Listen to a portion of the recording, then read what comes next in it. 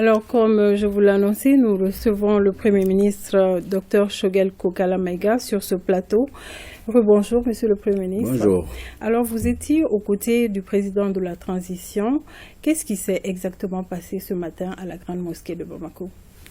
Je voudrais d'abord me féliciter du message et l'appel au calme que le président de la transition vient d'adresser aux Maliennes et Maliens. Je voudrais aussi saluer à sa suite l'ensemble de la communauté musulmane et dire aux Maliennes et Maliens que je suis là essentiellement pour leur donner quelques détails, parce que nous souhaitons que notre opinion publique ne soit pas abonnée seulement à la version qui peut venir d'ailleurs ou des réseaux sociaux, même si elle peut être juste. Et donc je suis venu d'ici, de chez le président de la transition, auprès de qui j'étais dans la mosquée tout de suite, pour donner quelques précisions aux Maliennes et Maliens qui en ont soif, je suis certain. Effectivement, j'étais à côté du président de la transition lorsqu'à la fin de la prière, quand l'imam s'est retiré, naturellement il y a eu un moment d'inattention parce que les fidèles ont commencé à se retirer lorsqu'un homme a surgi avec un couteau manifestement mal intentionné. Et le président de la transition, vous savez, c'est un officier de force spéciale. Donc je crois que cet instinct a servi à empêcher l'agresseur d'atteindre son objectif, qui était d'atteindre le président au cou avec un couteau. Il faut dire ici que la réaction du président de la transition, des forces de sécurité, que je salue ici pour leur sang-froid et leur maîtrise de soi, ont permis d'éviter le pire. Il faut aussi saluer les fidèles dans la mosquée qui n'ont pas été gagnés par une panique généralisée, et saluer aussi les familles fondatrices.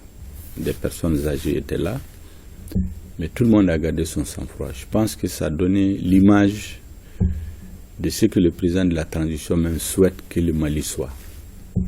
Un pays où on maîtrise ses sentiments, où on maîtrise les situations, où le calme et la sérénité doivent prévaloir en toutes circonstances. Alors, Monsieur le Premier ministre, que sait-on donc au moment où nous parlons des motivations de l'agresseur? L'agresseur a été maîtrisé par les forces de sécurité, comme je disais, que je salue parce que en d'autres circonstances, peut-être qu'un drame se serait produit sur lui-même. Ensuite, la population dehors était très surchauffée.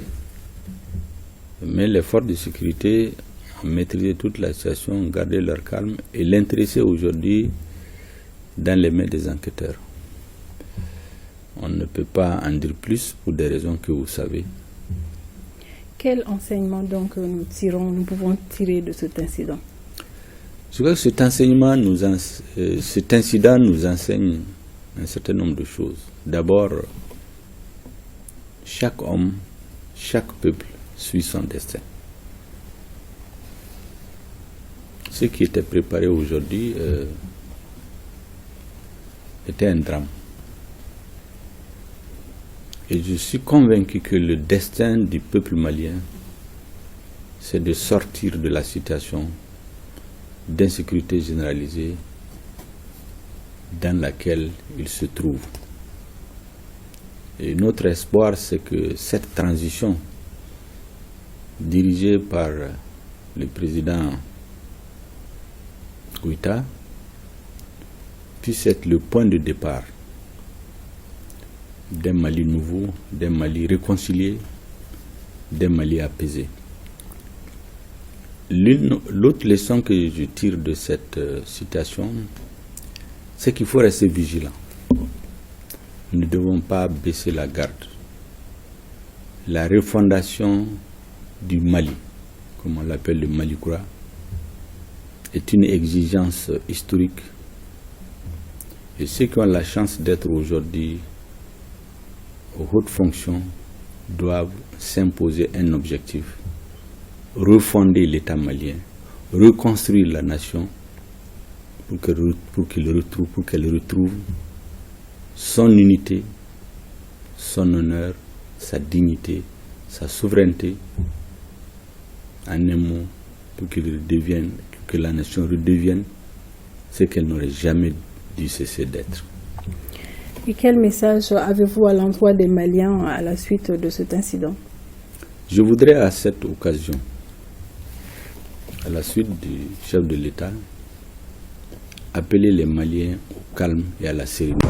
Aujourd'hui, plus que jamais, tout ce qui peut nous diviser doit être évité. L'union sacrée des Maliens pour prendre leur destin en main. Aucune considération d'ordre politique, d'ordre religieux, d'ordre régional ou régionaliste, d'ordre ethnique ne doit diviser les Maliens. La seule chose que nous avons en commun, c'est le Mali, c'est notre unité nationale que nous devons préserver comme la première de nos yeux, et la paix, que l'ensemble des fils du Mali regardent cet exemple pour se dire: donnons-nous la main pour redresser notre pays. Merci, Monsieur le Premier ministre, et merci d'être passé sur ce plateau pour nous fournir toute cette